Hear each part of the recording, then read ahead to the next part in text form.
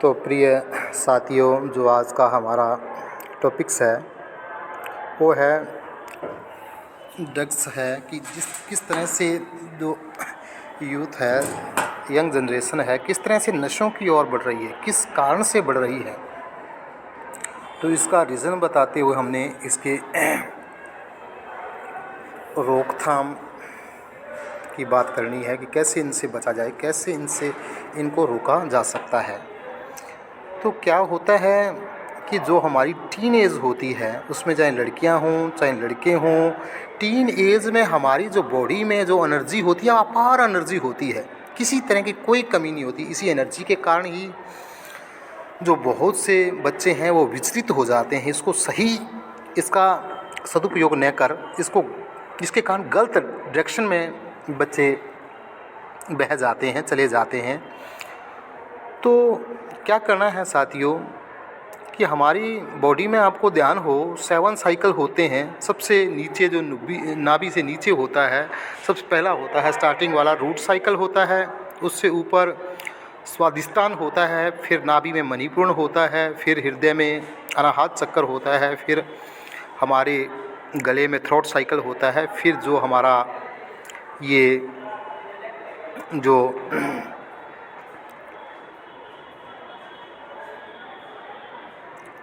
दोनों आँखों के ऊपर है जिसको आज्ञा चक्र कहते हैं, थर्ड ईवी कहा जाता है, पीनियल ग्लैंड भी कहा जाता है। तो इस एनर्जी के कारण बच्चे होश को बैठते हैं और गलत डायरेक्शन में बह जाते हैं। जैसे कम उम्र में लव अफेयर में पड़ जाना और अपने पेरेंट्स के खिलाफ़ शादी कर लेना, ठीक है, भाग जाना, मतलब जिसको हमारा जो समाज है, सोसाइटी है, वो एक्सेप्ट नहीं कर पाता।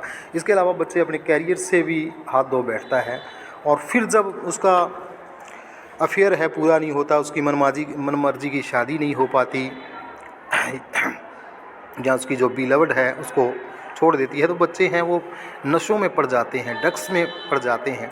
ड्रग्स का एक कारण रीज़न क्या है कि बच्चा टेंशन डिप्रेशन में रहने लग जाता है और वो नशों का हैबिचुअल हो जाता है। जैसे आजकल चिट्टा स्मैक और ये इंजेक्शन वगैरह चल रहे हैं, लड़के लड़कियां आम इसके हैबिचुअल हो रहे हैं। तो इसका एक रीज़न तो ये भी है। दूसरा रीज़न एक और भी है कि कुछ बच्चे अपने मतलब इंजॉय के चक्कर में भी इसमें पड़ जाते हैं। जैसे पार्टियों में ये लगा के खा पी कर इंजॉय करना, ठीक है, एक बार वो स्टार्टिंग में मित्रों के संपर्क में आ जाते हैं, उसके बाद वो हैबिचुअल हो जाते हैं, ठीक है, धीरे धीरे।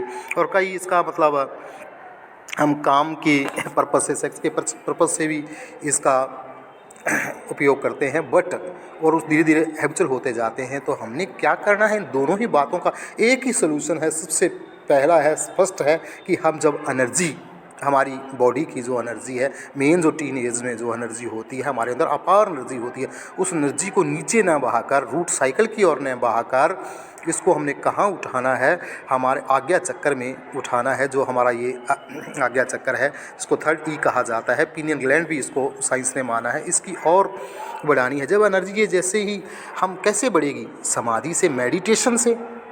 ब्रह्म मुहूर्त में, अमृत वेला में उठकर आप स्टार्टिंग में 15 मिनट 20 मिनट लगाइए, ध्यान मेडिटेशन कीजिए, सही विचार शून्य होकर।